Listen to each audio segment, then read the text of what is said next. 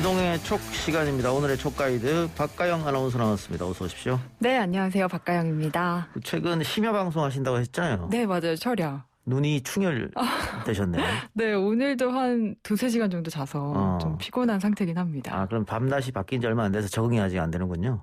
네, 그런 것 같아요, 아직은.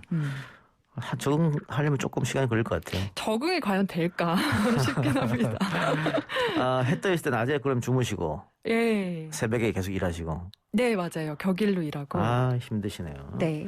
열심히 해주시기 바라고. 오늘 주제는 뭡니까? 네, 우선 첫 번째로 저희 다뤄봐야 될 거는 지난 22일에 있었던 한미 정상회담 이제 후속 이야기일 것 같습니다. 예. 문 대통령이 귀국길에 아주 대접을 받았다는 느낌을 받았다. 그리고 최고의 순방, 최고의 회담이라고 평가를 했잖아요. 예. 근데 생각이 좀 다른 사람들도 있는 것 같습니다. 예. 대표적으로 국민의힘 박수영 의원이 SNS에 사진 한 장을 놀려서 이게 좀 논란이 됐던 것 같아요. 예. 어떻게 보시나요? 생각이 다를 수 있죠. 그리고 이제 정치적 수사니까 민주당이라든가 혹은 정부와 청와대에서는 역사상 최고의 성과였다, 또 대접을 받았다 이렇게 표현하는 거고, 야당은 그렇게 호들갑 떨 일이냐.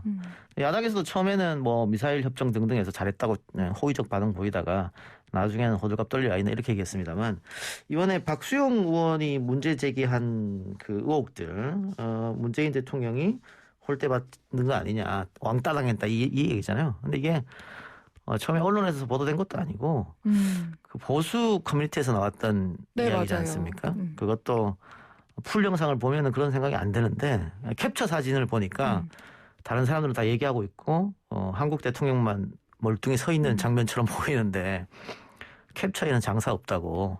박가영 아나운서도 아마 캡처 같은 장난 좀 당하셨을 것 같기도 한데. 그런데 저는 확실히 말씀하신 대로 생각이 드는 게 박수영 의원이 이 영상을 안 봤다. 그렇죠? 예, 왜냐하면 이게 명예훈장 수여식이었잖아요. 예. 새벽에 해서 제가 이걸 생방으로 진행을 공교롭게 또 했었거든요. 예. 근데 보면은 분위기가 진짜 화기애애했고 예. 특히나 사진 같은 거 찍을 때 이렇게 바이든 대통령이 불러서 같이 이렇게 무릎 꿇고 사진 찍는다든지 이런 게 참 좋았거든요. 분위기가. 그러니까 그게 사진 찍고 나서 이제 노병과 그 식구들 배웅하면서 잠깐 기다렸던 의전을 위해서. 예, 맞아요. 그러니까 풀 영상을 봤다면 이런 생각을 안 했을 텐데, 돌아다니는 짤만 보고 이런 의혹을 SNS에 올렸다. 근데 일반 네티즌은 그럴 수 있죠. 다만 국회의원이, 국민에 선출된 국회의원이 국민들에게 영향을 미칠 수 있는 사람이 사실 확인 없이 이렇게 올려서 약간의 문제는 좀 있지 않았냐. 왜냐하면 과거 또 중국 방문 때 홀대 논란이 있었기 때문에. 네. 그 이후에 또 반복되는 게 아니냐. 당시 중국 홀대 논란은 사실 얼마든지 정치적으로 맞다 아니다 할 수 있는 상황이었었거든요. 차관이 공석이었는데 차관보가 오고 이런 상태에서. 근데 이번 같은 경우에는 전혀 그런 의도가 없어 보이는데도 불구하고 오해할 만한 글을 SNS에 올렸기 때문에 이건 사실 좀 사과가 필요한 부분이 아닌가 싶어요. 예. 네, 그래서 일단 사진은 내린 상태고 비판도 많이 받았다라는 생각이 드는 것 같습니다. 그리고 또 얘기가 여러 가지 부분에서 나오고 있는데, 이번 회담의 오찬 메뉴가 크랩 케이크였잖아요. 근데 이것도 문 대통령을 무시한 거다라는 뉘앙스의 기사가 있더라고요. 그 왜 이렇게 표현하는지 모르겠네요.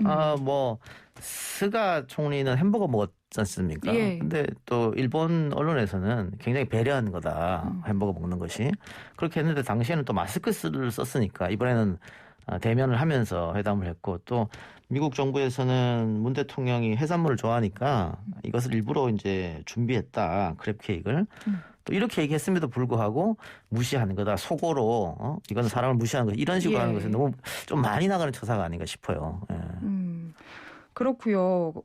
또 특히 좀 많이 언론에서 거론된 부분이 이 부분이 아닐까 싶은데요. 공동 기자회견에서 문재인 대통령이 이제 질문을 받다가 우리는 여기자 없나요? 라고 했던 발언도 그 후에 침묵에 흘렀다라는 식으로 논란이 됐는데, 이게 단순히 이 제목만 보면은 이상한 상황이었나 싶었는데 저는 맥락이 있잖아요. 그러니까 이거 어떻게 보면 또 문화 차이이기도 한데, 백악관 기자회견과 청와대 기자회견의 차이.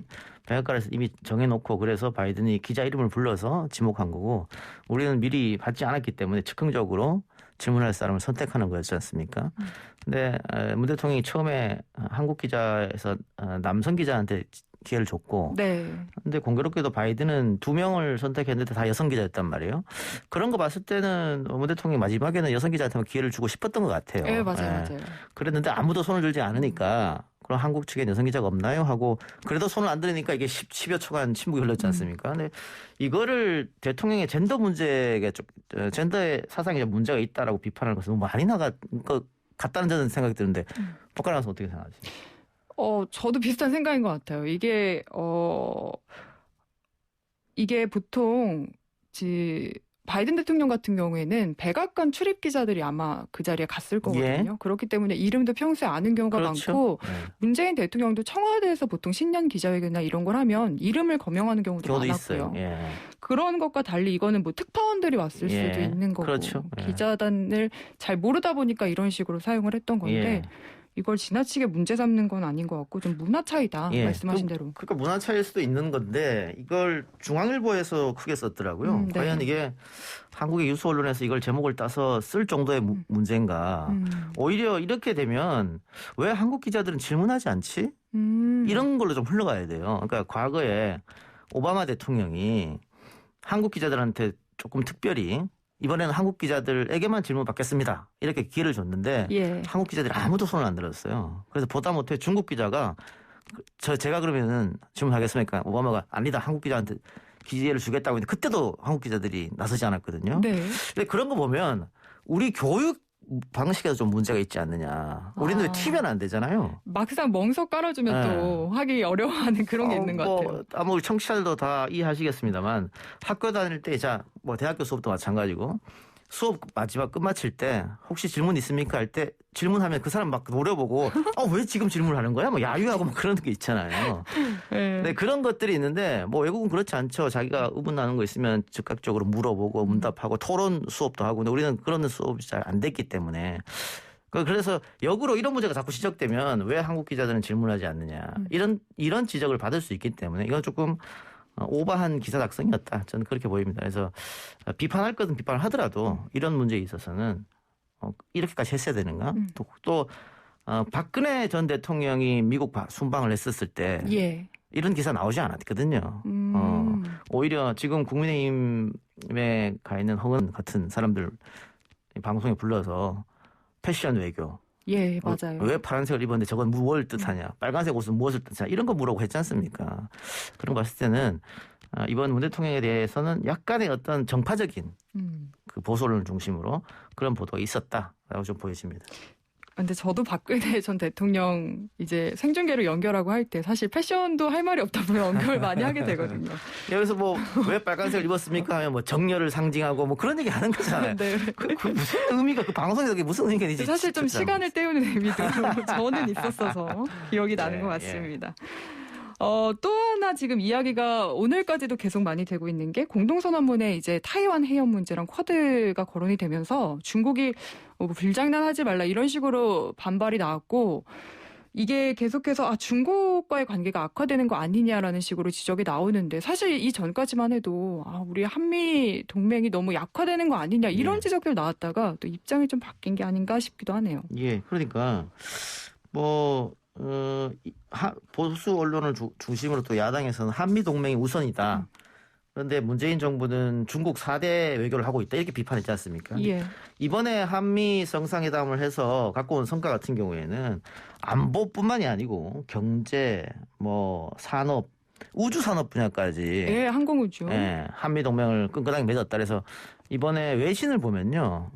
뉴욕타임즈, 워싱턴 포스트, 미국 유수 언론, 또 일본도 마찬가지입니다. 일본 언론들은 굉장히 양국에 좋은 성과가 있었다. 그리고 한미동맹이 탄탄해졌다. 일본에서 좀 부러워하는 식으로 기사가 많이 나왔어요. 근데 우리 언론에서만 이렇게 왜 이번에는 중국을 신경 쓰지 않았냐. 그럼 어디에 장단을 맞추는지 잘 모르겠어요. 근데 미국도 우리 정부를 좀 이해한다고 할까요? 그러니까 네. 이 쿼드에 대한 어떤 압박이 있었느냐 이런 질의응답이 있었지 않습니까? 그때 자세히 보시면 바이든 대통령이 문재인 대통령을 향해 그 질문이 끝나고 굿럭이라고 합니다. 그게 뭐냐면 바이든 대통령도 안다는 거예요. 이게 얼마나 한국과 중국에 첨예하게 대립하고 있는 문제인지 그리고 한국이 얼마나 곤란한 입장인지 알고 있기 때문에 그런 단어를 던진 거였거든요. 다 알고 있다는 얘기고 그래서 코드 압박이 없었다고 문 대통령이 답했고 다행스럽게 그거는 미국이 우리 입장을 충분히 이해한다는 얘기고 중국도 미일 정상회담이 있었을 때 중국이 내놓은 그 담화하고 지금은 완전 다릅니다. 톤이 완전 다르죠. 예, 그때는 굉장히 비판했었거든요. 근데 이 정도 수준은 뭐 중국으로서는 당연히 할 수 있는 일이고 중국 입장도 한국 정부를 이해하기 때문에 이 정도 톤으로 나왔다. 좀 보고요. 그래서 시진핑 주석의 방안이 원래는 작년에 있었어야 됐는데 코로나 상황 때문에 계속 미뤄졌지 않습니까?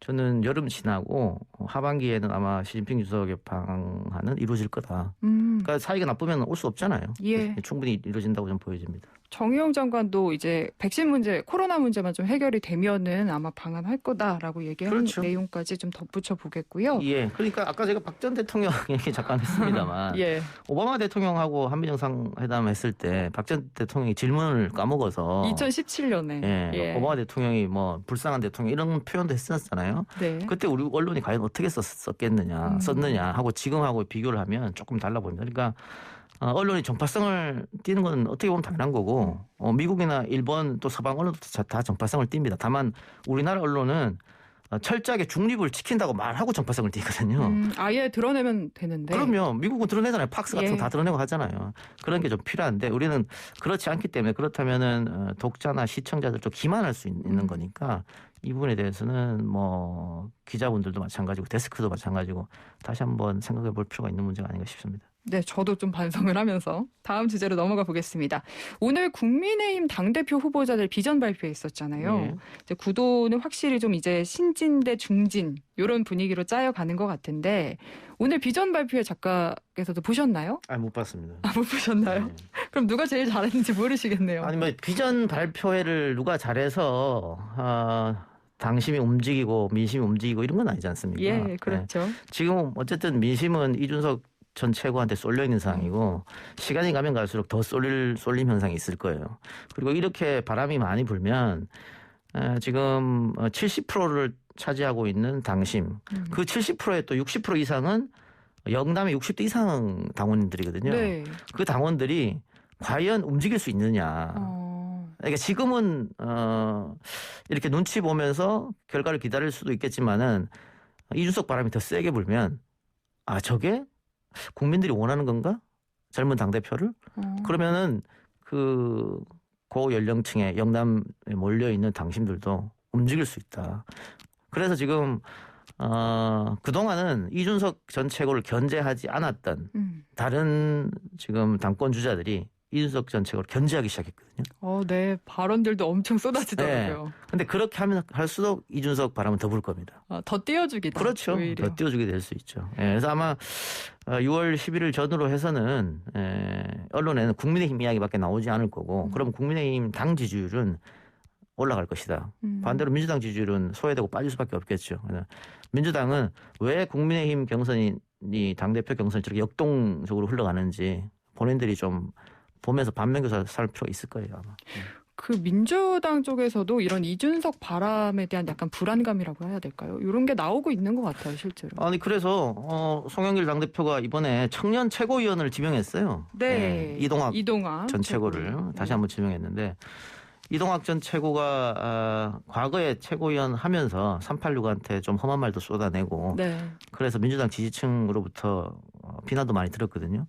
그 이후에 사실 꽃길을 걸을 수 있었는데 본인이 마다하고 뭐 전 세계 뭐 60여 개국을 돌면서 쓰레기 문제에 굉장히 연구를 많이 했어요. 책도 예, 냈더라고요. 책도 쓰고 네. 그래서 돌아왔고 그래서 관계된 사업도 하고 있고 또 백의종군 하면서 다른 국회의원 후보들도 도와주기도 하고 그런 점이 아마 송영길 대표가 눈여겨봤을 테고 젊은 층의 상당한 수가 지금 국민의힘 특히 이준석 전 최고를 지지하는데 우리도 그러면 그런 사람을 키울 필요가 있지 않겠느냐 그 생각으로 이번에 이동학 전 최고를 다시 한번 최고위원을 임명하지 않았을까 그런 생각이 듭니다. 임명한 건 21일이었는데 25일에 또 오늘 SNS에 적은 걸 보면은 확실히 이런 이준석 전 최고의 발언과 뭔가 이런 열풍을 좀 타지 않았나 이런 생각이 무식하죠. 들었는데요. 무식할 수밖에 없는 거죠. 예, 근데 민주당에서 사실은 젊은 의원들이 없는 게 아니죠. 오영한, 뭐 장경태 이게 다들 30대 초반의 젊은 의원들이죠. 김한규.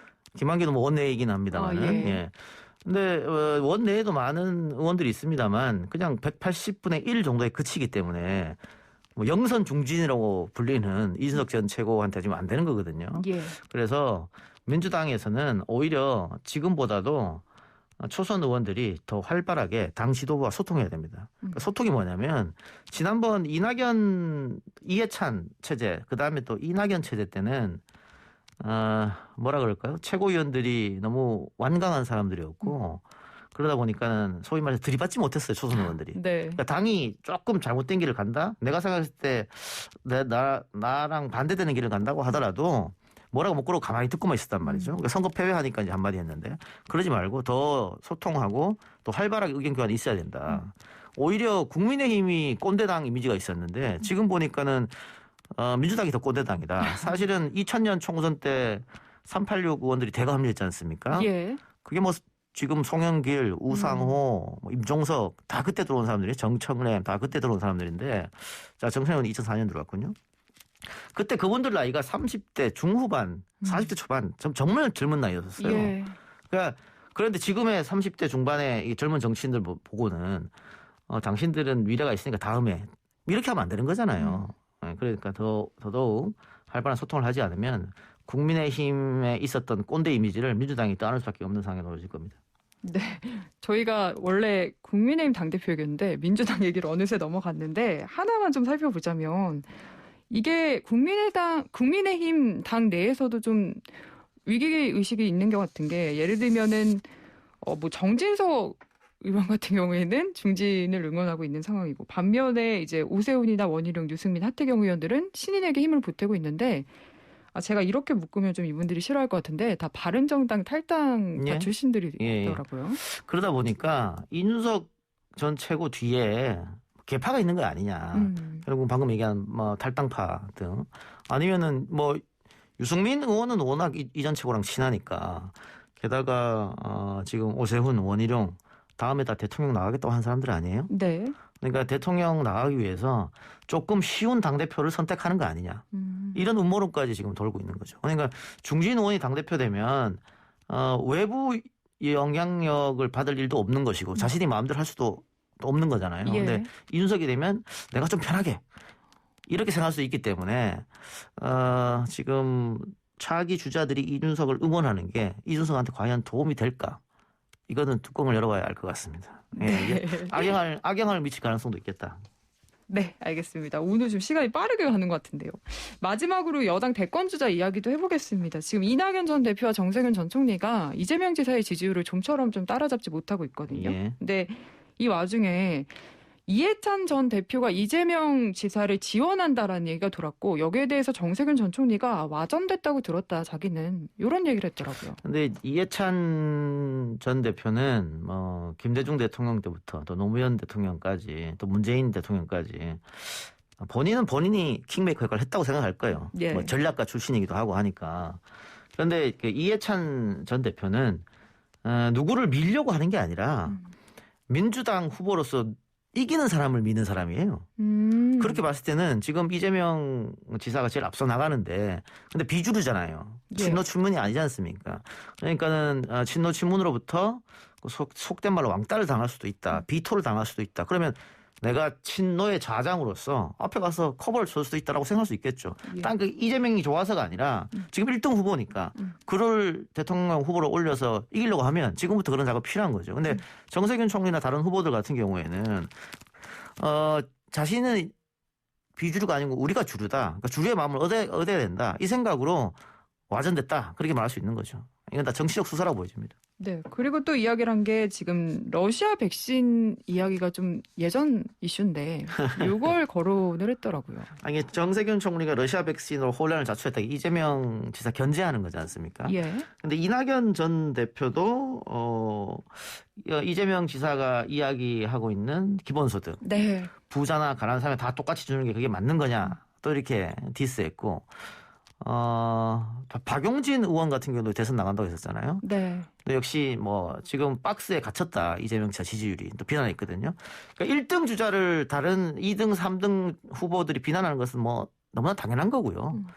근데 그렇게 해서 지지율이 올라가지는 않거든요. 그러니까 본인들이 알아요. 그러니까 포지티브를 해야지 네거티브에서는 내 지지율이 올라가지 않는다는 걸 알지만 이거 아니면 방법이 없다고 또 생각하기 때문에 어쩔 수 없이 또 네거티브로 갈 수밖에 없어요. 근데 네거티브로 가서 선거를 뒤집는 경우는 잘 없습니다. 지난번 재보궐선거도 봤습니다만 어떻게 보면 민주당이 국민의힘 후보들 향해 네거티브를 상당히 많이 했잖아요. 예. 정책으로 하는 게 아니라 무슨 부동산 문제, 뭐 내곡동 땅 문제 그걸로 계속 공격했지 않습니까? 그럼 결과는 어떻게 됐습니까? 뒤집어지기 어렵습니다. 그래서 지금의 후보들이 지지율이 이재명을 제외한 다른 후보들이 지지율이 올라가지 않은 게 답답한 면이 없지 않아 있겠습니다만 네. 네거티브에서는 그 지지율을 뒤집을 수 없다. 오히려 나만의 정책, 이재명과의 차별화 정책을 갖고 포지티브를 해야 되지. 안 그러면은 이재명 독주는 당분간 계속될 수밖에 없다. 이런 생각이 듭니다. 네, 네거티브가 안 된다는 걸 알면서도 왜 어쩔 수 계속 하시는지 이런 생각이 그거 아니면 또 방법이 없기 때문에 예. 뭐 그런 거죠. 네, 알겠습니다. 예, 오늘의 촉은 여기까지만 듣죠. 지금까지 촉가이드 박가영 아나운서와 함께했습니다. 고맙습니다. 네, 감사합니다.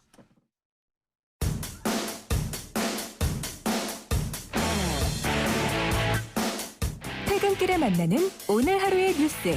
이동형의 뉴스 정면 승부.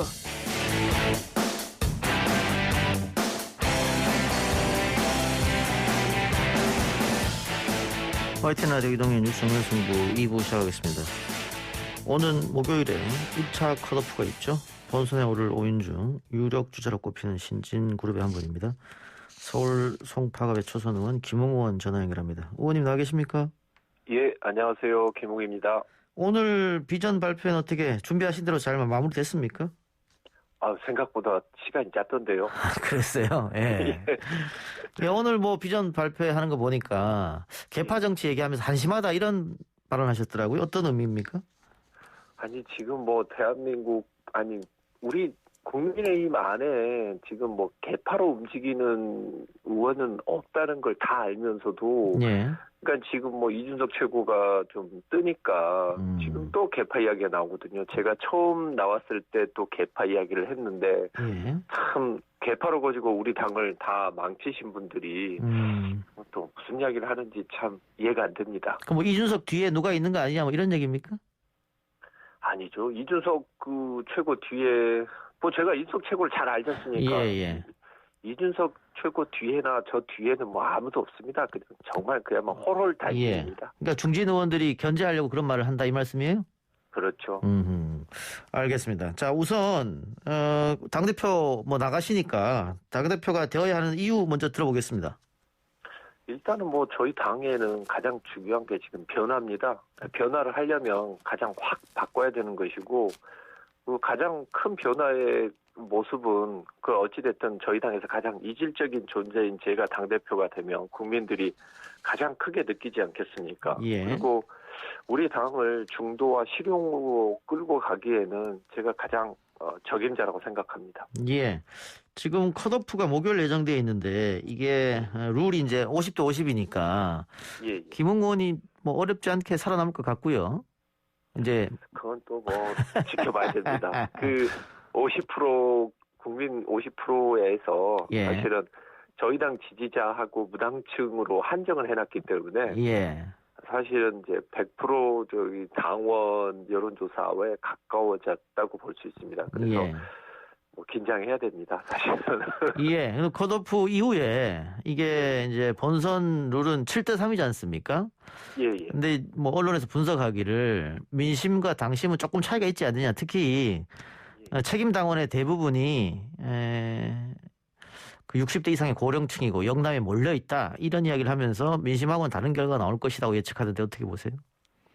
그럴 가능성은 뭐 어느 당이나 마찬가지니까요. 예. 그리고 어차피 당이라는 것 자체가 사실은 일정한 그 정치적인 그런 생각이 같은 사람들끼리 모여 있습니다. 그렇기 때문에 일반적인 국민들하고는 조금 다른 생각을 가질 수밖에 없는 거죠. 예. 하지만 저희 당 그 당원들께서는 뭐 민주당 당원들도 마찬가지인 것처럼 좀 전략적인 사고를 해주실 수 있다고 봐요. 그래서 자기가 좋아하고 자기 마음에 쏙 드는 후보를 뽑을 것인지 아니면 선거에서 유리한 후보를 뽑을 것인지를 두고 아마 갈등을 하실 거라고 생각합니다. 예. 자, 오늘 정세균 전 총리가 장유유서를 언급하기도 했고 또 국민의힘 정진석 의원은 노장은 죽지 않는다. 뭐 이런 이야기도 했습니다. 이게 뭐 예. 신구 대결 양상을 띠는 것처럼 뭐 느껴지기도 하는데 어떻게 보십니까?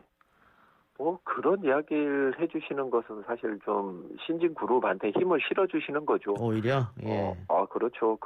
어찌 됐든 간에 신진 그룹이라는 것 자체에 대해서 국민들은 일단은 기대를 가져주시는 거거든요. 예. 근데 자꾸 본인들은 올드보이고 상대는 영보이다는 식으로 이렇게 만들어 주시면 그건 참 고마운 일이 아닌가 저는 그렇게 생각합니다. 예. 근데 뭐 젊은 층에서 특히 이준석 전 최고가 조금 치고 나가서 여론조사를 보면 예. 김문구 의원이 약간 거기에 대해서 보면 민심에서 손해 보는 거 아니야 이런 분석도 있던데요. 뭐 섭섭하죠. 하지만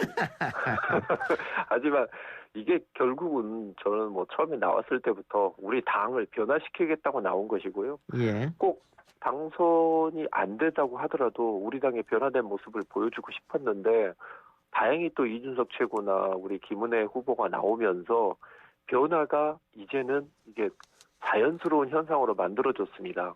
그래서 뭐 저는 그 부분은 좋게 생각하고요. 그리고 또 저희 같은 경우는 사실은 정책적인 부분에 대해서 이야기를 많이 하기 때문에 아무래도 화제성에서는 좀 떨어지는 것 같습니다. 예. 근데 이 전 최고가 뭐 20, 30대 젊은 남성을 대변하는 건 좋은데 너무 반페미로 간다 이런 지적도 있고 또 네. 할당을 다 없애겠다. 뭐 청년 할당도 없애겠다. 이렇게 얘기해서 김웅 의원은 청년 공천 할당을 주장하셨으니까 예. 조금 다른 부분입니다. 이 부분은. 예. 일단 능력 있는 사람을 정치인으로 뽑을 거면 뭐 IQ 검사에서 뽑으면 되지 않겠습니까? 예. 정치라는 건 제가 봤을 때 세상을 좀 더 좋게 만들기 위해서 하는 건데요. 세상을 좋게 만들려면 이미 세상이 충분히 좋은 사람들을 타겟으로 삼을 게 아니고 세상이 안 좋은 사람들을 조금 좋게 만들어주는 게 방법이라고 생각합니다. 예. 그러기 위해서는 정치에서는 정말 어렵고 힘든 사람들, 그 사람들 목소리를 대변하는 게 그게 저는 정치의 목적이라고 봅니다. 예. 그 과정에서 할당제는 사실은 정말 어떻게 보면 아리스토텔레스 때부터 나왔던 그런 어떤 공정의 원칙 중에 하나이기 때문에 뭐 역사적으로 보나 철학적으로 봤을 때 그게 오히려 그게 공정이죠. 일정 정도 할당을 해주는 게. 예, 그럼 청년 어느 정도 할당해주고 여성도 어느 정도 할당합니까? 공천에서 지금 의원님의 보관은? 지금 당연히 그걸 하죠. 근데 거기에 더 나아가서 이제 우리 사회는 이제 새로운 그런 소외 계층이 많이 생겼습니다. 뭐 예를 들면은 뭐 라이더들이랄지 아니면은 뭐 비정규직 중에서도 특수 형태 그 일종의 그러니까 자영업에 가까운 그런 그 노동자들이 많이 생겼는데 예. 그 계층들을 좀 포섭하는 작업이 지금 필요하다고 생각해요. 예. 그분들에게도 좀 열어줄 생각이 있다 이 말씀이네요. 그러니까 비근한 예로 저희 당의 지금 최승재 의원께서 지금 46일째 손실보상을 주장하시면서 소상공인을 위해서 지금 농성하고 싸우고 계시거든요. 예. 그게 결국 그런 분을 우리 당에 모셔왔기 때문에 그분이 소상공인의 목소리를 대변하는 거겠죠. 그런 정치는 제가 봤을 때 그런 계층의 그리고 그 약자들을 대변하는 사람을 얼마나 많이 데려오느냐의 싸움이 될 것 같아요. 앞으로. 예, 알겠습니다. 그런데 지금 당대표 후보로 나선 분들이 여론조사에서 앞서가는 분들이 이제 뭐 나경원, 이준석, 김웅, 주호영 이렇게 네 사람인데 예. 나경원, 이준석, 김웅은 수도권 출신이고 주호영만 영남 출신이란 말이죠. 그럼 나중에 표가 갈려서 수도권 세 사람은 주호영 의원이 어부질이 하는 거 아니냐 이런 이야기도 있던데요. 그래서 이제 단일화가 나온 거겠죠. 그렇지는 않습니다. 저희 당에서 제가 알기로 그 흔히 TK라고 말하는 지역에서도 사실은 그 이준석 최고가 제일 잘 나오고 있고요. 아하. 그 나경원 대표도 마찬가지고 그렇게 크게 과대대표되고 있지는 않습니다. 그리고 저희 그 영남권에 계신 당원들은 오히려 지역보다는 당의 승리에 더 목이 마르시기 때문에 다른 지역보다 오히려 더 전략적인 투표를 해주시는 것 같아요. 그러면 이 상황에 따라 단일화 이슈는 열어놓는 겁니까? 아예 생각을 안 하고 계십니까? 일단 첫 번째 단일화를 위해서 출마하지는 않고요. 그건 아니겠죠. 예, 예. 네, 근데 저희나 뭐 이번에 뭐 나오신 분 김은혜 대표나 김은혜 의원이나 저나 이준석 최고나 사실 뭐 자기 희생을 두려워하는 스타일은 아니거든요. 예. 그렇기 때문에 당의 변화 그리고 내년 대선에 필요하다고 생각하면 얼마든지 버릴 수 있다고 생각합니다. 자기를. 예, 내년 대선 이야기 나왔으니까 그 의원님께서 대선 후보 경선을 국민 여론조사 100%로 하자 이렇게 말씀하셨습니다. 현재는 50대 50으로 돼 있는 거잖아요. 그렇습니다. 그러니까 민주당도 50대 50으로 돼 있을 텐데 이거 100%를 바꾸자고 주장한 이유하고 과연 바꿀 수 있을지 가능성하고 같이 말씀해 주시죠. 일단 이번 서울시장 보궐선거에서 저희가 이긴 원인 중에 하나는 아무래도 국민 경선 100%를 했기 때문에 승리했다고 보는 분석이 많지 않습니까? 예. 대선도 당연히 그런 쪽으로 가야 되는 거고요. 좀 더 많은 분들을 모시기 위해서는 사실 국민 여론에 따르는 게 맞다고 봅니다. 저희는 뭐 누구나 알다시피 이번 대선 과정은 점점 큰 과정이 될 거거든요. 예. 외부에 계신 분들도 들어오고 그분들이 들어올 수 있으려면 그 국민 여론에 따라서 선출하는 게 맞다고 봅니다. 그리고 이게 뭐 어떤 분들은 뭐 당신과 민심이 다르지 않기 때문에 국민 경선 반대한다고 이야기하시는데 예. 그 논리대로 따지면 민심이 바로 당심인데 그럼 뭐 국민 경선으로 해도 그게 당원 경선이나 똑같은 거 아니겠습니까? 예. 그러니까 그분들이 이야기하는 논리는 앞뒤말이 안 맞고요. 그리고 이게 당원을 바꾸는 거 지난 4월 22일 날 저희 그 제1차 전국위원회가 열렸습니다. 거기에서 차기 원내대표하고 정책위 의장은 따로 뽑자, 분리선출하자라는 내용으로 당원을 이미 의결한 바가 있습니다. 예. 그래서 그 제도 바꾸는 것은 그렇게 어려운 건 아닙니다. 이미 벌써 지난달에 했는데요. 예, 알겠습니다. 그런데 이런 주장을 하면 당원들이 좀 섭섭하게 생각하지 않을까요? 글쎄요, 저 지난번에 저희가 뭐 서울시장 보궐선거 했었을 때 저희 당원들이 섭섭하게 생각하지는 않았습니다. 저희 당원들이 바라는 것은 승리고 예. 저희 사실 한 4번 진짜 크게 지고 나니까 예. 저희 당원들은 저한테 이야기해 주시는 모든 분이 뭐냐면 어떻게든지 이겨달라지 어떻게든지 우리 당의 뭐 정말 정통 적자를 키워달라 그런 목소리는 못 들어봤습니다. 예. 근데 이게 100% 국민 경선제를 하는 것은 당 내 주자보다 당 바깥에 있는 주자를 생각해서 하는 거 아니야. 특히 윤석열 전 총장을 염두에 두고 하는 거 아니냐 이런 이야기가 있던데. 저는 윤석열 총장에 대해서 지금 당 외부에 지금 있는 상태에서 대선을 치를 수는 없지 않습니까? 예. 어쨌든 이렇게 우리 당에 데리고 와서 우리 당이 그동안 국민들한테 신뢰를 얻지 못했던 부분인 뭐 공정과 정의 부분에 대해서 그분의 그 이미지와 그분의 그 정신을 좀 가져오는 게 맞다고 생각하고요. 그리고 선거 때 되면은 우리가 보면 당원 배가 운동도 하지 않습니까? 예. 그럼 당연히 이 중요한 선거 때 좀 더 많은 인물들을 모으는 게 맞지. 예. 그분들을 왜 배제합니까? 그렇다면 선거 앞두고 당원 배가 운동하면 안 되죠. 왜냐하면 기존에 있었던 당원들의 그 권리가 희석되는 것인데 예. 그런 것은 사실 앞뒤말이 안 예. 맞습니다. 그 윤석열 전 총장이 뭐 입당할 것이냐 이 문제는 결국은 뭐 차기 지도부하고 논의하고 결정해야 될 문제일 텐데 김웅 의원이 당대표 되면은 윤 전 총장 입당이 조금 수월해지는 거 아닌가요? 제 생각에는 뭐 친분 관계 때문이 아니고 예. 윤 총장이 만약에 들어오려면 우리 당이 진짜 바뀌어야 되지 않겠습니까? 뭐 쉽게 말해서 본인이 그 구속을 시켰던 두 대통령하고 같이 일을 했던 사람이 당대표가 되면 그 뭐 앵커님도 보시기에 그게 들어오기 쉽겠습니까? 예. 그런데 이제 제가 되면 사실은 본인의 대의 명분에도 맞죠. 이 당은 정말 많이 바뀌었으니 내가 가서 한번 도와주겠다라고 들어오실 수 있다고 봅니다. 예. 윤 전 총장의 자명은 언제쯤 끝날까요? 저희 전당대회 끝나면 움직이시지 않을까요? 전당대회 끝나면. 예. 예. 혹시 개인적으로 연락하신 적은 있습니까? 저는 퇴임하셨을 때 예. 그때 그동안 수고하셨다고 문자 한번 보내긴 합니다. 그 이후로는 말씀을 나눈 적이 없고. 예. 알겠습니다. 자, 뭐 여러 가지 이슈가 있습니다만은 윤 전 총장 이야기를 했으니까 지금 또 홍준표 의원의 복당 문제 이게 일단 의원님이 처음에는 강하게 반대했었잖아요. 예. 지금은 어떻습니까? 저는 뭐 저희 입장은 그때나 지금이나 똑같습니다. 저는 반대가 아니고 예. 새로운 변화에 맞춰서 변화하시고 당에 대해서 책임감 있는 그런 중진으로서의 그 책임감 있는 모습을 보여주시면 언제든지 환영합니다. 근데 이번에도 보시면 알겠지만 또 대한노인회에서 정계 은퇴하라라고 또 이렇게 분노의 목소리를 표출을 하지 않습니까? 예. 그러니까 그런 목소리들, 그 소외받는 사람들에 대한 그 감수성을 조금만 좀 키워주시면 정말 좋은 정치인이 되실 것 같아요. 그래요. 하나만 더 여쭤보고 마치겠습니다.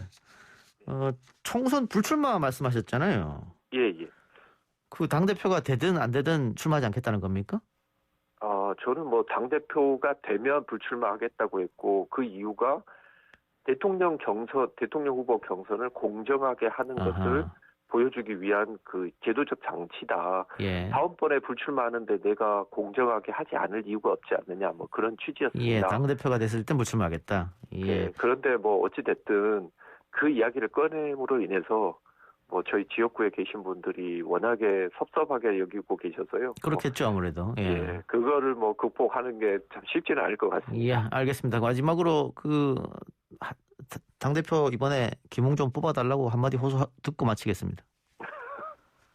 예, 이제 정말 어려운 경제 위기 난입니다.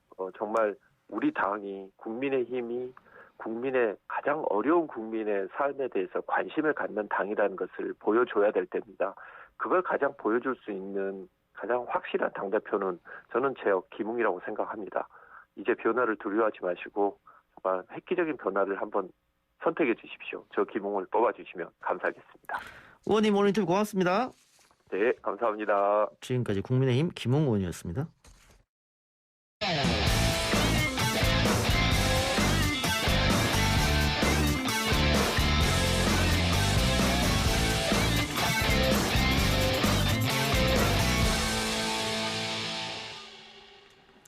YTN 라디오 이동의 뉴스 정보 승부 3부 시작하겠습니다.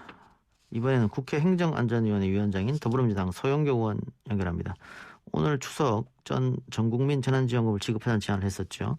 아직 국회 문턱을 못 넘은 손실보상법 처리 문제까지 함께 이야기 나눠보겠습니다. 의원님 나와 계십니까?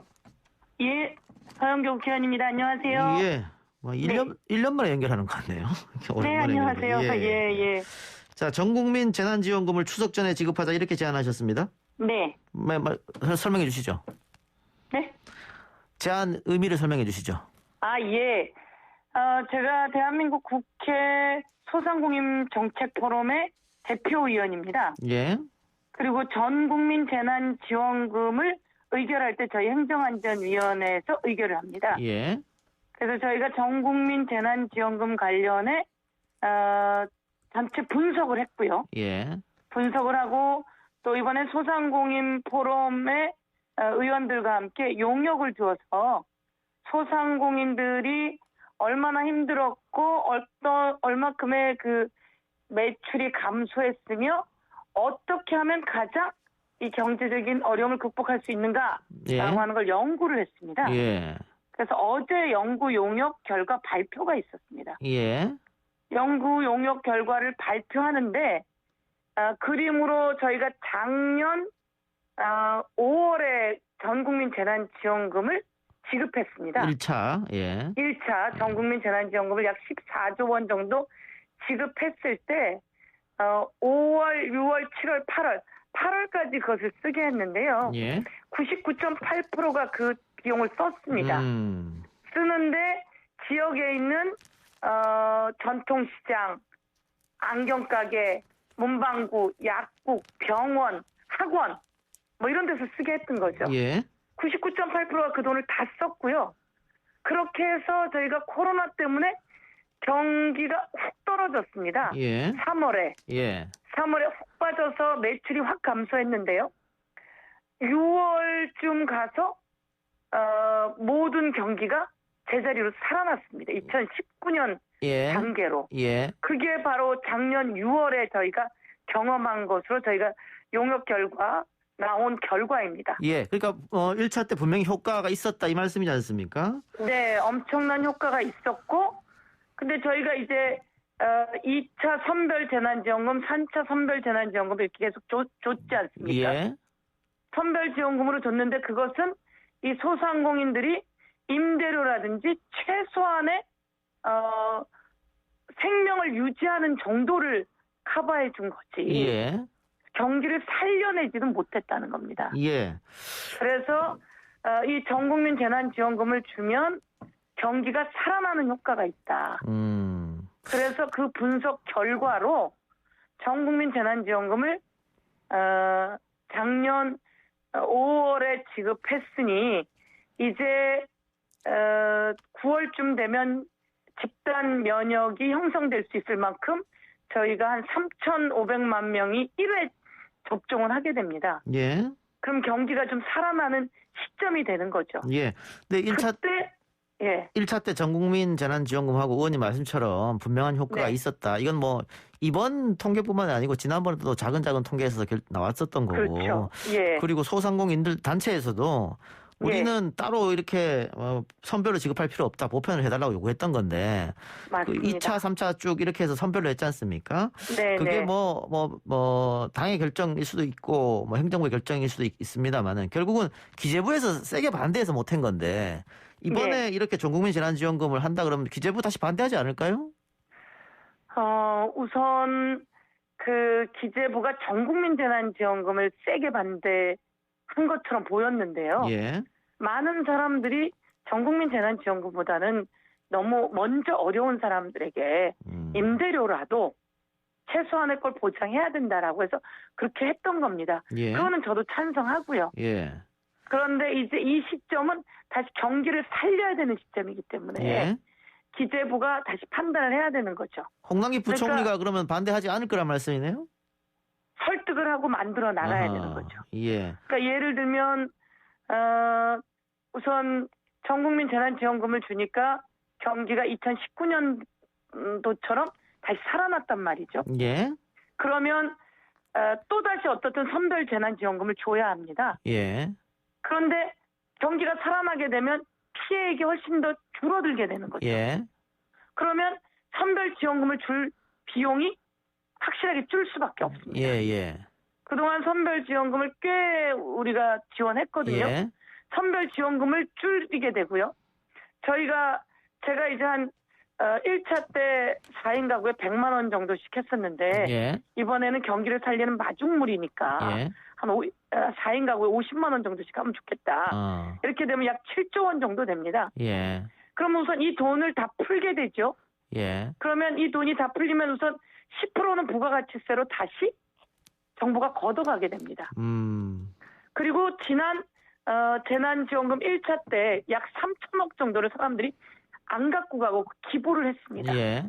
이번에는 조금 더 기부의 유형을 넓히게 되면 예. 좀 더 기부하고 그렇게 되면 그리고 그러면서 또 기부되는 돈이 좀 나오게 되고 그다음에 선별적으로 줘야 될 돈이 경기가 살아났으니 손해를 덜 보게 된 경우에는 안 줘도 되는 경우가 되는 경우죠. 예, 예. 그러면 전 국민에게 드리는 재난지원금이 경기를 살리는 비용이 되지 이게 그 나라가 손해보는 비용이 아니다. 예. 이렇게 판단하면서 정부가 그것을 충분히 정부를 설득해낼 수 있을 거고 그게 이제 9월 정도 되면 추석입니다. 예. 예, 대목 보듯이 명절 하듯이 경제를 살리는 작업이 될 수 예. 있겠다. 이렇게 그럼 판단하게 된 겁니다. 4인 가구 50만 원이면 뭐 1인당 한 12만 5천 원 정도 되는데 그걸 네. 이제 소상공인들한테 쓰게 되면 뭐 부가세로 다시 국가로 돌아오기도 하고 걷어들이죠. 뭐 네. 나중에 내년에 뭐 소득세로 걷어들일 수 있으니까 게다가 그렇죠. 예. 이거를 기부하는 분도 계시니까 예. 큰 손해는 아니고 오히려 마중물 역할을 해서 네. 경기가 살아난다 이런 말씀인데 그렇죠. 그럼 이거 하고 예. 지금 올해 이제 부처님 오신 날 이후로는 연휴가 없단 예. 말이죠. 다 주말 껴가지고. 네, 그래서 네. 대체휴일 이야기도 하고 있어요. 민주당에서. 네, 네. 그러면 이 재난지원금과 대체휴일이 함께하면 더 효과가 있을 것 같은데요? 그 대체율 같은 경우에는 현대경제연구소 같은 데서는 이제 대체율이 하루 생기게 되면 전체 그 늘어나는 그 재정이 약 4조 2천억 정도? 그러니까 그 뭐라 그럴까 경기 돈다 이거죠, 자금으로 그만큼. 예. 돈이 돌게 된다 이런 얘기를 하고 있습니다. 그래서 예. 어차피 휴일이 있어야 하는데 예. 그 휴일이 이번에는 거의 다 주말. 토요일, 일요일하고 예. 겹쳐버렸더라고요. 예. 그래서 이런 부분들을 좀 검토해보는 것들도 필요하지 않을까 이렇게 논의하고 있는 중인데 예. 그런 게 이제 행안위에도 법안으로 올라오고 있어서 저희가 의견을 좀 모아보도록 하겠습니다. 알겠습니다. 또 하나 이 손실보상법 처리입니다. 이게 굉장히 오랫동안 정치권에서 논의가 됐는데 아직 국회 본회의를 통과 못하고 있는 상황입니다. 이 핵심은 결국은 소급 적용 여부 아닙니까? 네네네. 근데 이 소급 적용을 여야가 적용하자는 데는 찬성한 것 같은데 네. 과연 언제부터 언제까지 기간을 정할 것이냐 이 문제로 지금 논의가 좀 길어지고 있는 것 같아요. 네네. 어떤 설명 좀 해주시죠. 사실은 코로나가 생기고 업종 영업 시간을 제한하고 금지하고 이러면서 손해를 보게 된 거잖아요. 예. 그리고 그런 업종들에 대해서 보상을 해야 된다는 이야기고요. 그럼 저는 사실은 이게 소급이다 아니다 이렇게 소급이라고 하니까 사실 엄청난 비용이라고 생각을 하게 되고 그리고 우리가 헌법에 소급은 안 돼 이런 의식들이 있어서 그런 건데 이건 현재 진행형인 코로나에서 현재 진행형인 영업 제한과 영업 금지가 진행되는 거기 때문에 저는 소급 적용이 아니라 현재 진행형인 일들이라는 거죠. 그래서 그것에 대해서 살펴보고 여기서 일정 부분 보상해서 다시 살아나게 하는 것은 이게 국가와 지자체들의 업무이고 임무이다 이렇게 생각을 합니다. 그리고 실제로 손해본 사람들을 다 소급해야 되면 그게 도대체 돈이 얼마야 이렇게 생각하니까 되게 어렵게 접근이 되는데요. 실제로 사람들은 한 15% 매출액이 떨어져도 버티기가 힘듭니다. 그럼 전체 매출액을 게 아니라 전체 매출액 또는 이익에 매출액으로 보는 것이 아니라 이익의 그 손해본 양이라는 거죠. 그러니까 가장 많이 손해본 사람들이 매출액은 저희가 연구에서 어제 결과를 발표한 경우에는 야간에 그 뭐 헬스장이라든지 이런 경우에 55% 정도 손해를 봤더라고요. 소상공인 음식업 외식업 같은 경우에는 약 15에서 20% 정도로 손해를 본 거죠. 그럼 그 중에 그걸 영업의 이익으로 따지고 그것을 15에서 20%라고 하면 전체를 다 본다고 해도 그리 큰 액수가 아니라는 겁니다. 그래서 이제 정부가 이번에 내놓은 것으로 보면 국회에서 좀 평가한 것은 1조 원 플러스 알파, 정부는 3조 원 플러스 알파, 연 6조 뭐 이렇게 이야기를 하거든요. 그렇기 때문에 이게 영업이익의 손실 부분이라고 본다면 충분히 그 명령을 내려서 제한에 금지시킨 곳이니까 보상이 가능할 만한 개정이다 이렇게 볼 수 있을 것 같습니다. 그래서 제가 보기엔 국회에서 여야가 다 합의가 돼가고 있고요. 충분히 이해가 된다면 가능할 수 있을 거다 이렇게 생각하고 있습니다. 알겠습니다. 끝으로요. 네. 아까 의원님 뭐 추석 전 전국민 재난지원금 지급해야 된다 말씀하셨으니까 추석 전까지 어느 정도 그러면 백신 접종을 좀 해야 되는데 오늘 대통령이 어르신들 백신 접종 좀 해달라 이렇게 호소도 했습니다만 뭐 백신의 불안감, 불신감 때문인지 지금 예약률이 떨어져서 많은 분들이 걱정하는데 그러면 백신을 맞은 사람을 대상으로 인센티브 제도를 좀 주자 이런 얘기가 지금 정치권에서 나오고 있지 않습니까? 특히 민주당을 중심으로. 뭐 10시 제한을 풀자든가 5인 이 모임도 뭐 풀자든가 이런 얘기 백신 맞은 사람을 대상으로. 이게 노쇼나 혹은 집단 면역 조기 달성에 도움이 된다고 보십니까? 당장 하는 것은 아니고요. 조금 지나고 나면 백신을 맞으신 분들은 인센티브 이런 차원을 떠나서 인센티브다 굳이 꼭 이렇게 얘기하지 않더라도 그분들이 안전하게 되지 않았습니까? 그래서 그 자체가 저는 소중한 그 기회라고 생각을 하고요. 제가 백신 접종하는 어르신 접종 현장에 몇 차례 갔습니다. 가서 뵀는데 어른들이 이렇게 얘기하십니다. 안 무서우셨어요? 라고 했더니 사실 조금 걱정하셨겠죠. 이렇게 얘기했습니다. 무섭긴 괜찮아. 첫 번째는 좀 긴장했는데 두 번째는 괜찮네? 이렇게 얘기를 하시는데요. 저는 그 자체가 어른들께 뿌듯함, 자부심, 그리고 불안함 해소, 안정감, 그리고 가족에 대한 편안함 이런 걸 다 준 되게 행복한 갈등 해소, 치유, 회복의 기회라고 생각합니다. 예. 그래서 그 어른들께 일종 접종 확인증 같은 걸 드리게 되는 거죠, 이때는. 예. 접종 확인증을 우리 운전면허증처럼 예. 확인증을 드리면 이걸 꼭 간직하고 계시다가 어디 가실 때 나 이거 맞았어요. 그럼 사람들이 대하는 것부터 달라지지 않겠습니까? 예. 그러면서 어르신 맞은 분들 같은 경우에는 4인만 식사하는 자리를 조금 넓혀준다든지 이렇게 되면 제가 보기에는 상인도 좋고 어른도 좋고 가족도 좋고 전 국민이 치유하는 과정이 될 것이다. 이렇게 해서 아주 의미 있게 생각하고 있습니다. 알겠습니다. 의원님 오늘 인터뷰 이쪽에서 네. 마치겠습니다. 말씀 고맙습니다. 네, 고맙습니다. 지금까지 더불어민주당 서영교 의원이었습니다.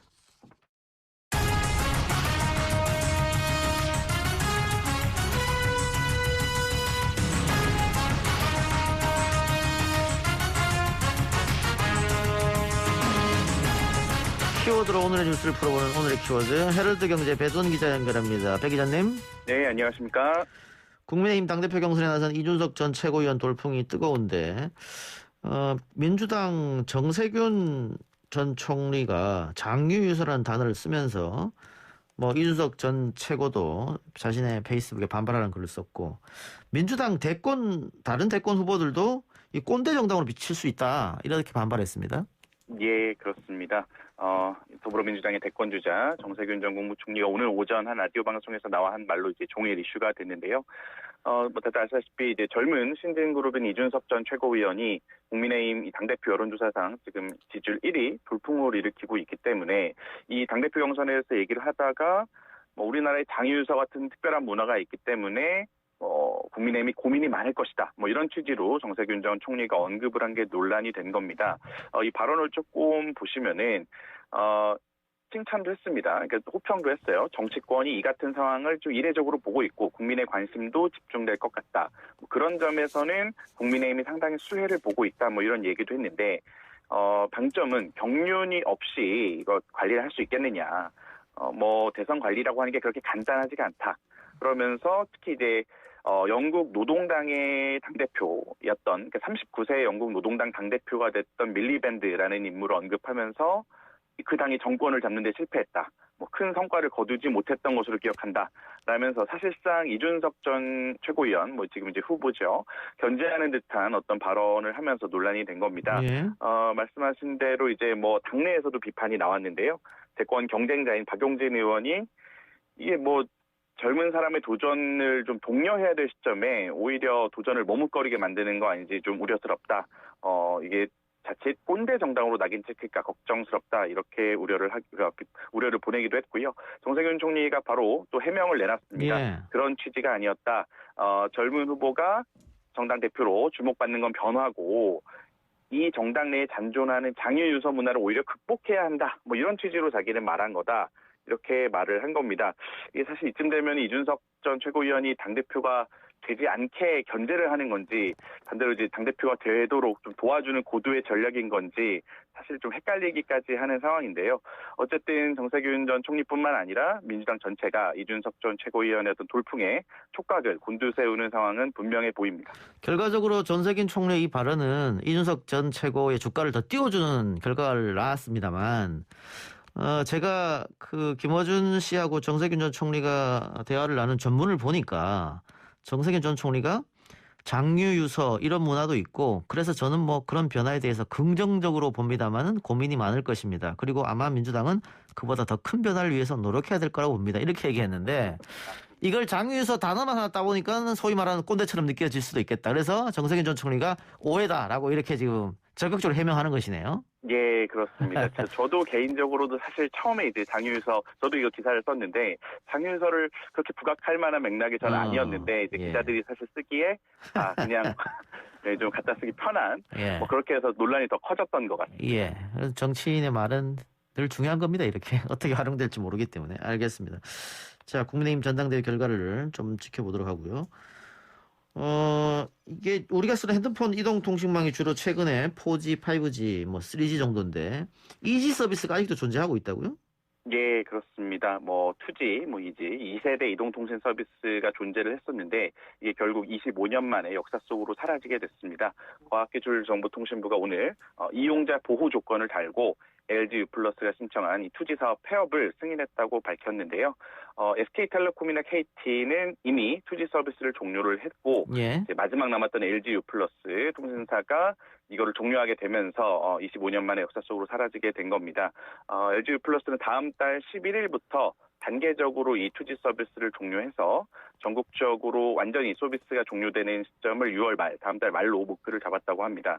이게 아직 2G 서비스를 사용하고 있는 LG U+ 고객이 한 14만 명 정도 된다고 하는데 이거에 대해 이제 보호 비용으로 뭐 단말기 구매 비용을 지원해 준다든지 요금 부담을 좀 지원해주는 여러 가지 방안을 내놨고요.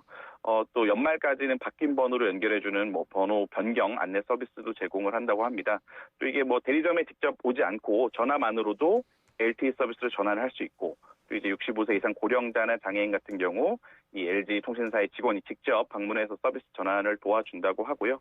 LG U+ 측에서는 2G 서비스 종료를 계기로 5G 시대에 더욱 차별화된 통신 서비스를 제공하겠다면서 이 2G 서비스 종료로 좀 확보되는 인적 물적 자원을 갖다가 5G 서비스에 좀 더 투자하겠다. 뭐 이렇게 밝혔습니다. 예.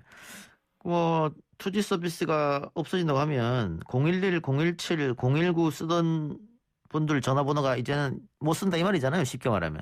예, 그렇습니다. 다 010으로 바꿔야 된다. 예, 그렇습니다. 이게 사실 오래된 얘기이기도 한데요. 이제 KT가 앞서서 2012년에 2G 서비스를 종료했고 작년에 SK텔레콤이 2G 서비스를 종료했는데 SK텔레콤이 2G 서비스 종료 이후에도 올해 6월 말까지 011과 017 번호를 사용할 수 있도록 해놓은 상태였습니다. 근데 어쨌든 이게 6월 말까지고 LG U+ 같은 경우는 기억하실지 모르겠는데 019를 썼었죠. 예. 이 019도 6월 말까지는 이용이 가능한데 결국 7월이 되면은 기존에 남아있던 011, 017, 019 같은 번호는 완전히 자취를 감추게 될 것으로 보입니다.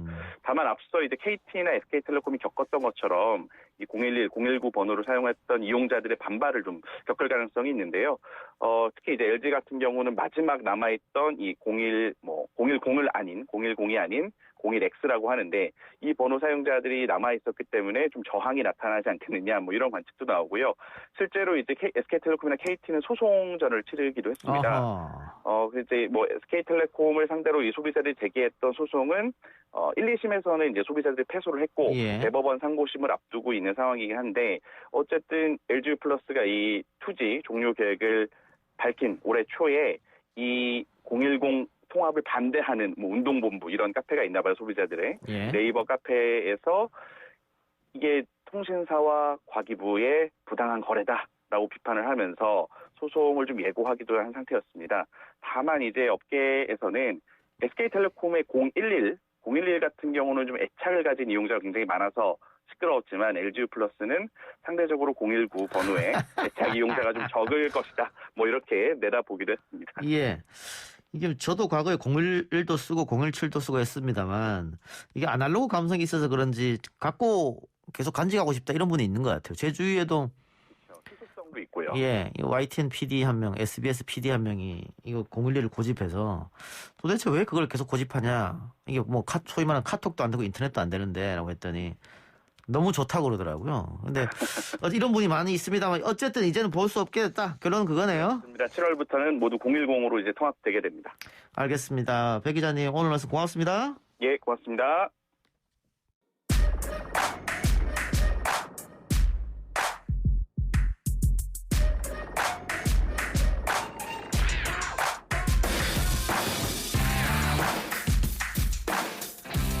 YTN 라디오 이동현 뉴스 정면승부 4부 시작하겠습니다. 매주 화요일 스튜디오를 법정으로 순간 이동시켜주는 두 분과 함께합니다. 박장재소, 박지훈 변호사, 장윤미 변호사 나왔습니다. 어서 오십시오. 네, 안녕하세요.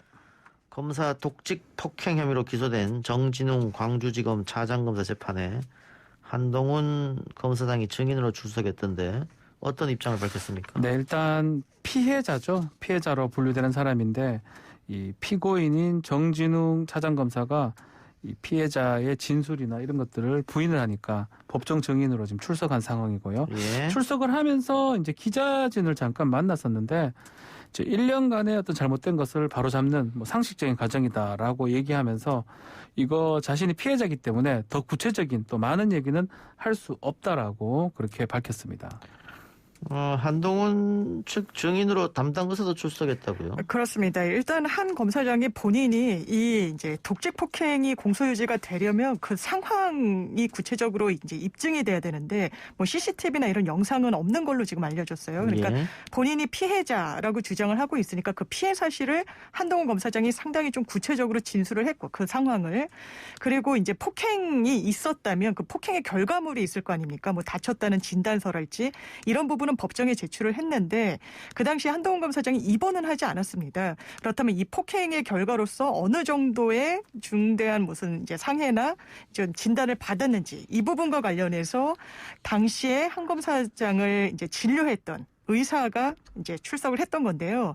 일단 전치 3주의 상해 진단서를 끊을 만치 상해가 있었고 구체적으로는 근육 염좌 통증이 수반이 됐었고 그리고 다발성 통증, 뭐 가슴 답답한 증세, 뭐 헛구역질, 구역질 뭐 이런 증세까지 수반되는 어떤 폭행의 결과물이 있었다고 이 의사도 증언을 하고 갔습니다. 예. 한동훈 검사는 병원에 입원하지 않았는데 이거 독직 폭행으로 기소된 정진웅 검사는 당일날 병원에 입원했어요. 그렇죠. 예. 그래서 뭐 쌍방폭행이 아니냐 뭐 그런 얘기도 나왔는데 일단 정진웅 검사는 한 검사장이 유심 카드를 주려고 하지 않아서 그러면 이게 증거인멸 정황이 아니냐 그래서 제지하려고 했다 이런 주장인 거죠. 그렇죠. 지금 정 차장검사 주장, 정 피고인이죠. 주장은 이전에 보니까 한동훈 검사가 잠금 해제할 때 이제 이 아이폰 기종은 얼굴 인식해서 페이스 아이디 하는 방법이 있습니다. 예. 그걸 썼는데 그 당시 압수수색 가보니까 비밀번호를 누르면서 해제한다고 하는 거니까 혹시나 증거인멸을 하는 걸로고 자신은 이제 이해를 했고 예. 그 과정에서 몸싸움이 일어났다라고 얘기한 상황입니다. 예. 자, 정진웅 검사는 한동훈 폭행이 아니고 중심 잃고 그냥 넘어진 것이다. 네. 이런 얘기를 했는데 독직 폭행으로 기소가 됐다는 건 검찰은 그렇게 생각하지 않는다는 얘기죠, 아니? 그렇죠. 한동훈 검사장이 그와 관련해서도 증언을 했는데 만약에 정 차장 말대로 넘어져서 무게중심을 잃어서 넘어진 거라면 바로 몸을 일으켜서 뭐 미안하다고 얘기를 한다거나 아니면 그 이후의 행동이 이어지지 않았을 텐데 일단 본인을 위해서 좀 수초간 누르고 있었다. 그렇다면 이게 폭행의 고의가 있었다고 봐야 되지 않느냐. 이게 지금 일단 한동훈 검사장 측 주장입니다.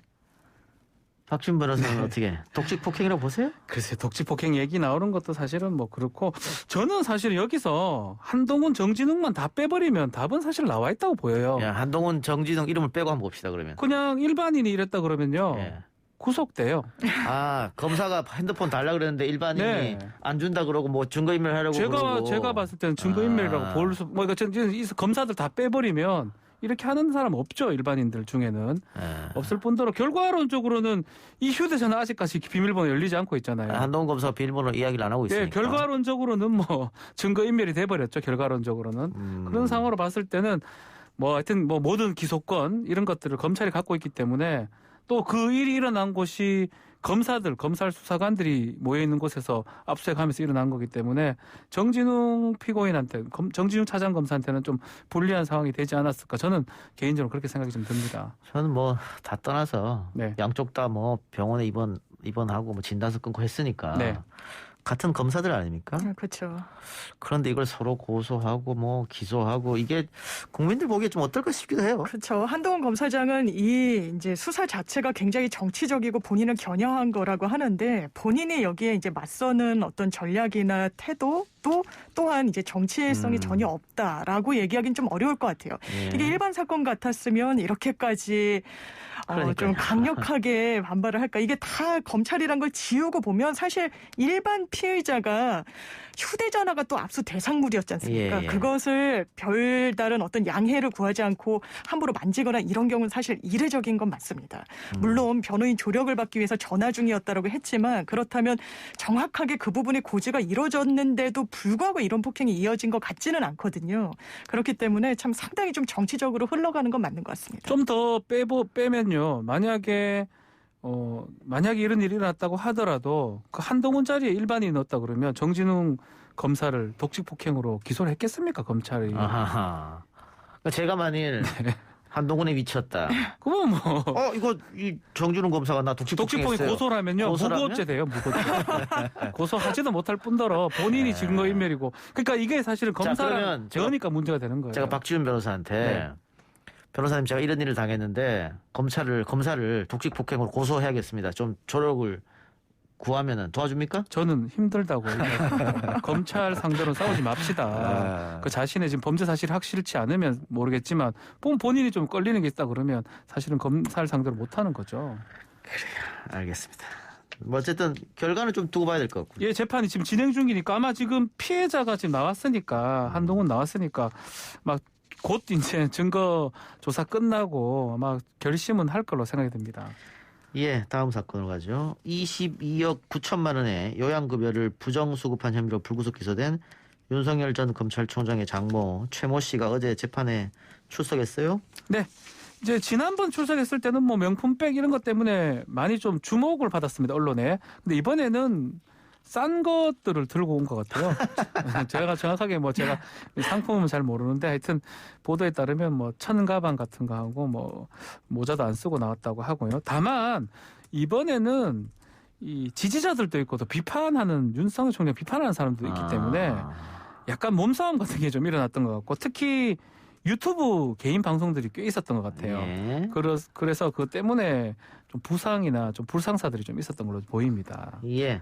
재판에서 최 씨는 어떤 내용을 주장했습니까? 일단 지금 받고 있는 혐의가 이겁니다. 이제 의사가 아닌 자는 병원을 운영할 수가 없잖아요. 근데 이제 그 장모 최모 씨는 의사가 아닙니다. 근데 비영리 의료법인을 동업자와 함께 운영하는 것처럼 해놓고 실제로는 영리 목적 병원을 운영을 한 거예요. 그렇다면 요양급여가 이제 정부로부터 나오지 않습니까? 그렇게 해서 부정수급 한 돈이 23억 원에 이른다는 건데 이게 다 이제 국민 혈세로 보전을 받은 거라서 사기죄가 이제 혐의의 주요 내용입니다. 그런데 본인은 일단 이 건과 관련해서 내가 공모를 한 적이 없다. 비영리 의료법인을 운영하려고 했던 거지 영리 목적 병원을 운영하려고 했던 게 아니다. 공모 혐의에 대해서는 부인했고요. 그런데 이 상당히 좀 여러 가족들이 관여를 한 것 같습니다. 여기에 유모 씨 사위가 이제 근무를 하기도 했고요.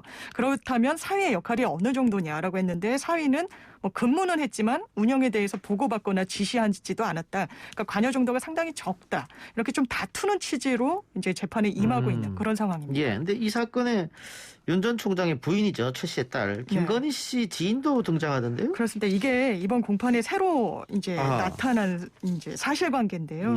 이 지인이 또 어디에 등장하냐면 지금 장모가 잔고증명서 위조 사건으로 또 재판을 받고 있지 않습니까? 여기에도 개입했다는 그 김건희 씨의 지인입니다. 근데 이 지인이 이 요양병원을 불법적으로 운영하는 데 있어서도 지금 다시 등장을 하는 건데 본인 주장에 따르면 내 이름으로 이 돈이 들어오면 이 최 씨가 어디로 돈을 송금해라 이런 지시를 받으면 나는 그냥 돈 신부로만 했다. 라고 주장하는 건데 이 지인의 존재가 중요한 것이 이게 김건희 씨의 지인이지 않습니까? 그렇다면 아까도 이제 사위도 이 요양병원에서 근무를 한 이력이 있고 김건희 씨도 본인이 직접 근무를 하거나 이런 건 아니지만 본인의 지인을 또 관여하도록 했고 그렇다면 최소한 김건희 씨를 이 건과 관련해서 형사처벌하진 못하더라도 뭔가 이 부분에 대해서 불법에 사실상 관여한 좀 도의적인 책임은 물을 수가 있는 그런 여지가 열려 있는 상황입니다. 그 지인이 잔고 증명서 위조할 때도 등장하고 그렇죠. 이 사건에도 등장하고 한다고 하니까. 근데 제가 이 사건 보면서 이상한 게 그 병원 요양병원 운영한 사람이 동업한 사람이 총 4명이에요. 최모 씨까지 합쳐서. 나머지 3명은 다 구속됐거든요. 그렇죠. 근데 윤석열 전 총장의 장모인 최 씨만 왜 구속에서 빠졌을까? 저 역시 변호사지만 이런 변론을 한번 하고 싶어요. 작배 한 명만 뺄 수 있는. 똑같은 4명이 공범에 해당해요. 2015년도에 수사가 됐었는데 2017년에 재판에 넘겨서 한 명은 실형 나와요. 징역 4년. 나머지 좀 공범격인 2명은 집행유예를 받습니다. 2년 6개월 집행유예 4년을 받았는데 당시에 주범격이었, 최소한 공범격이었던 이 장모 최 씨는 공동이사장이었는데 갑자기 처벌을 받지 않습니다. 이유가 책임 면제 각서가 있었다는 이유로 처벌을 받지 않는데요. 이게 그거예요. 같이 절도 범죄를 저지르고 너는 빼주겠다.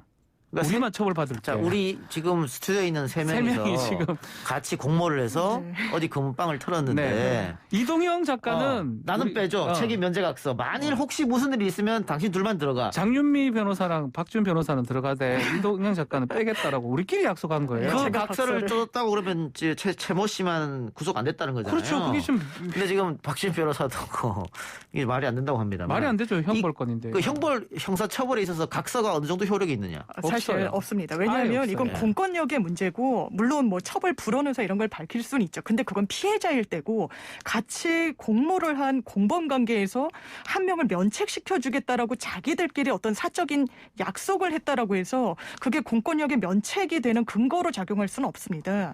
그렇기 때문에 그 당시에 수사가 제대로 되지 않았다라고 열린 민주당 측에서 상당히 문제 제기를 했고 예. 새로이 고발을 했고 재수사가 착수된 이후에 기소가 됐는데요. 검찰도 이 건에 대해서는 그렇다면 이 장모가 개입을 하지 않았는지 그렇다고 보지 않습니다. 객관적인 물증이 그런 건데 사실 이 병원을 설립하는데 한 17억이라는 거액을 본인이 대출을 받습니다. 그리고 그 돈을 넣었고 그렇다면 이게 과연 관여 정도가 없다라고 할 것인지 단순히 책임면제 각서가 작성됐다라고 해서 이런 요양 수급을 부정으로 수령한 게 아니라고 판단할 것인지 이 부분은 좀 아닌 것 같습니다. 상당히 이해할 수 없는 상황이죠. 이게 지난해 4월 달에 열린민주당 측에서 고소 고발을 새롭게 했었고 재수사가 시작된 후에 이제 다시 기소가 된 상황인데 뭐 법리나 이런 거 따질 것도 없이 사실은 이 책임 명제 각서를 어떤 이유로 불기소를 했으며 조사는 어떻게 진행됐으며 어떤 개입이 있었는지 이런 부분은 이 상당히 요 사건 말고도 좀 들여다봐야 될 부분인데 이 사건 자체가 별로 거론이 안 되고 있어요. 예. 언론에. 그러다 보니까 이 주목은 못 받는 이성윤 지검장 이거보다는 훨씬 주목 못 받는 이런 사건으로 좀 분류가 되는 것 같습니다. 예. 그러면 이게 아예 재판도 안 가는 겁니까, 최 씨는? 예전에는 재판 내도 안 됐던 불기소 거죠. 예, 됐습니다. 불기소가 혼자 됐으니까, 빠졌어요. 면죄부를 기소 받았죠.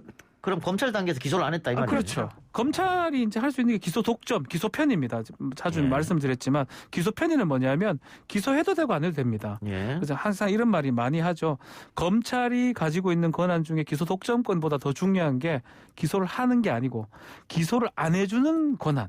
불기소하는 권한 그게 가장 강력하다라는 얘기가 시중에 많이 있었는데 뭐 이런 것도 그런 측면에서 한번 좀 들여다봐야 될 부분이 아닌가 생각이 그런데 듭니다. 이 건은 아예 보도를 보면 입건조차 되지 않았다라고 하는 걸 보면 경찰 단계에서도 수사는 제대로 아예 개시조차 제대로 안 됐던 측면이 좀 있었던 것 같긴 합니다. 예. 알겠습니다. 자, 이것도 재판 결과가 어떻게 나올지 좀 지켜봐야 할 것 같고요. 정경심 교수의 항소심 공판도 어디 있었네? 그렇습니다. 이 건에 대해서 이제 강백신 부장검사가 공소유지를 위해서 이제 출석을 한 가운데 굉장히 좀 강도 높게 이제 비판을 했습니다. 이제 예. 권력형 비위라는 점을 좀 강조를 하면서 LH 사태를 언급을 했거든요.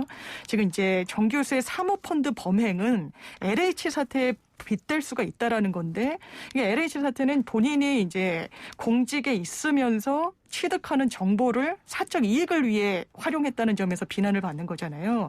이게 사모펀드도 마찬가지다라는 논리를 편 겁니다.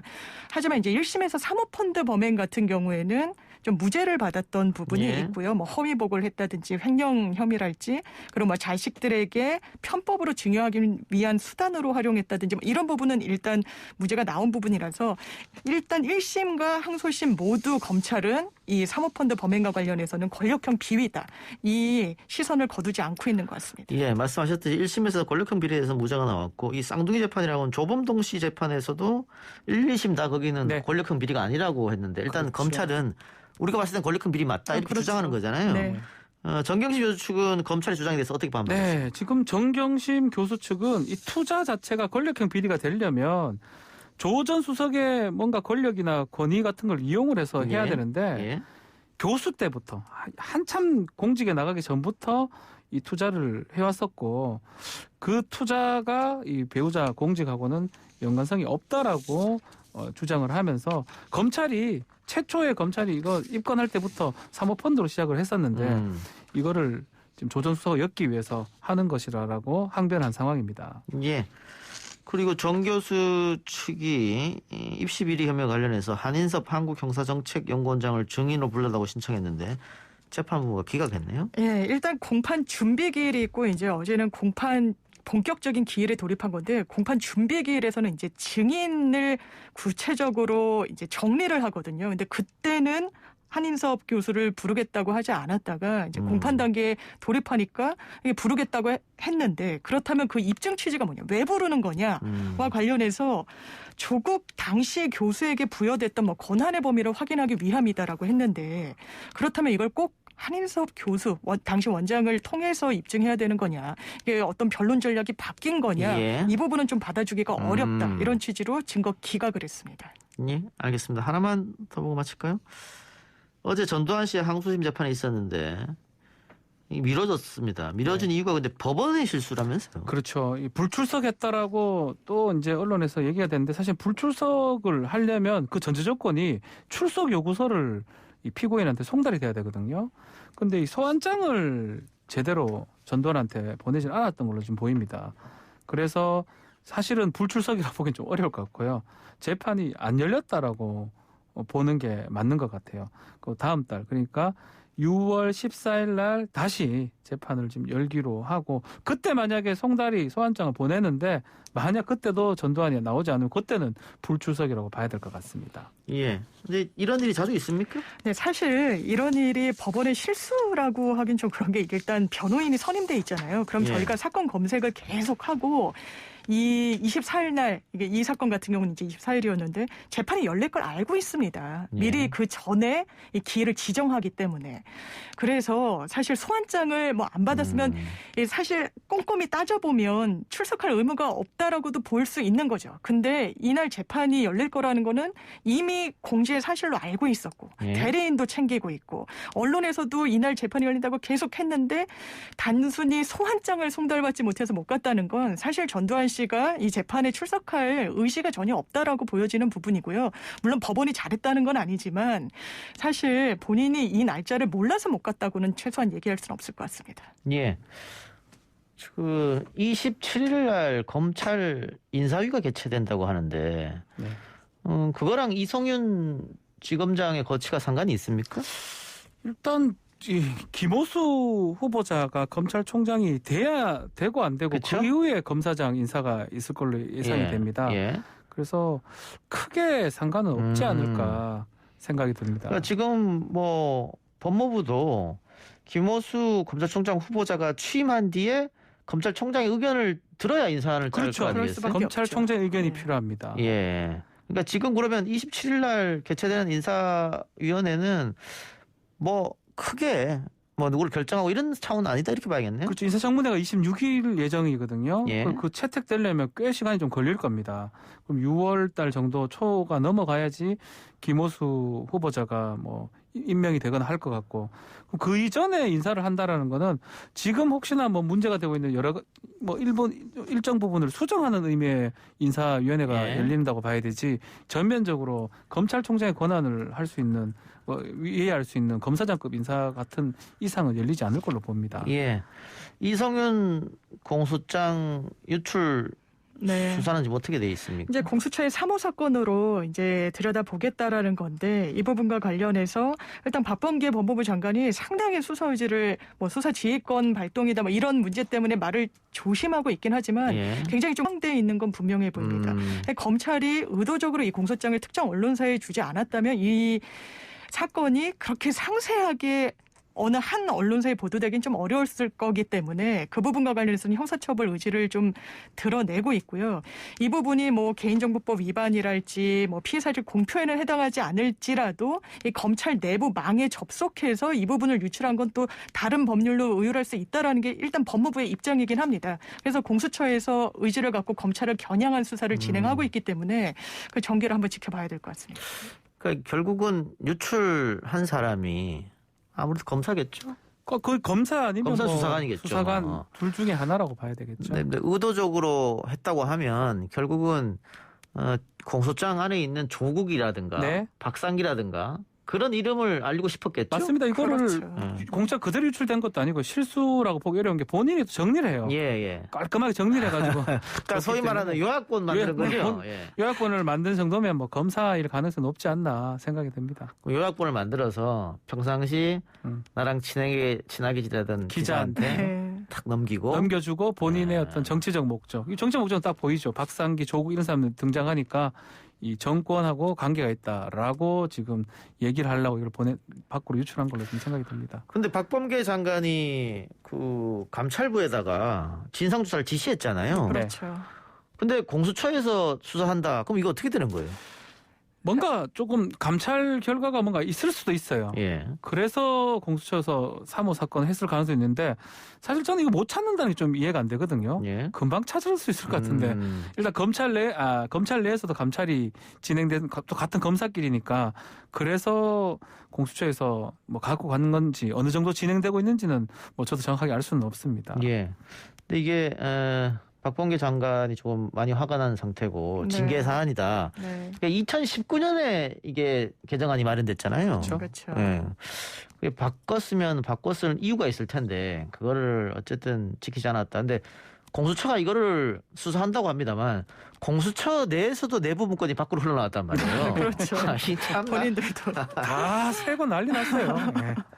제대로 좀 하면 좋겠어요. 이게 보안이라는 게 아니 예. 여기만 보안이 안 돼요. 다른 데는 다 보안 유지됩니다. 군대 문건이 나오는 거 봤습니까? 사실 국정원 문건 나오는 거 작정하고 봤습니까? 하면, 예. 막기가 어렵죠. 예, 이게 검찰 그동안의 그 나쁜 관행이죠. 검찰 그렇죠. 수사와 또 언론인과의 관계 이게 네. 또 언론 플레이로 활용되기도 했으니까. 보안을 하려고 하는 게 아니고 이걸 갖고 정치적 목적 언론 프레이를 하기 위해서 예, 내는 거거든요. 예, 이거는 예. 이거는 아주 절대적으로 고의라고 봐야 되죠. 알겠습니다. 이런 잘못된 관행도 빨리 사라져야겠죠. 두 분 말씀 오늘 여기까지 듣죠. 지금까지 박지훈 변호사, 장윤미 변호사였습니다. 고맙습니다. 네, 감사합니다.